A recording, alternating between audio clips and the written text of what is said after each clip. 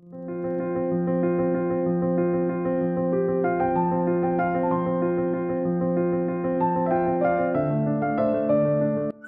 সকাল। আমার প্রতিদিন চ্যানেলে আপনাদের অনেক অনেক স্বাগত। আজ বৃহস্পতিবার, এখন বাজছে সকাল 11টা। আর কাল ঝড় বৃষ্টির পর আজ বেশ ভালোই রোদ উঠেছে। আর এই রোদ ওঠাতে গরমটাও বেশ ভালোই বেড়েছে। এই গরমে ইচ্ছে করছে একটু ঠান্ডা ঠান্ডা কিছু খায়, কিন্তু কি খায়? ফ্রিজে সেরকম ঠান্ডা কিছু নেই। চাই বাগানে গাছে অনেকগুলো লিচু ধরে আছে, পেড়ে নিয়ে আসি, বানাবো লিচুর শরবত। এই যে দেখুন আমাদের লিচুর গাছ। লিচু অনেক হয়েছিল, কিন্তু এখন প্রায় শেষের দিক, তাই কিছুই অবশিষ্ট বেঁচে রয়েছে, সেগুলি আজ তুলে নেব। কি আমি লিচু পাচ্ছি, আর কোকিলটি কি সুন্দর ডাকছে দেখুন।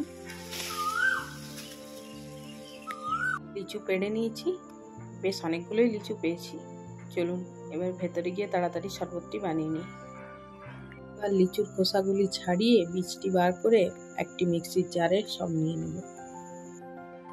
দেখুন কি সুন্দর লিচু হয়েছে।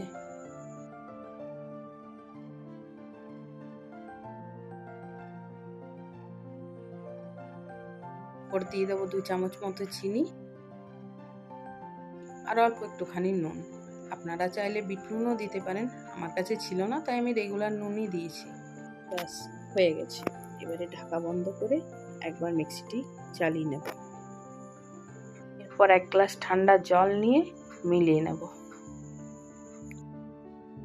এরপর কটি পুদিনা পাতা নিয়ে চটকে মিলিয়ে দেব।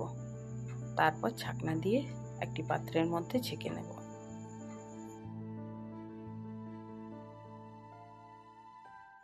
ব্যাস রেডি আমার লিচুর শরবত।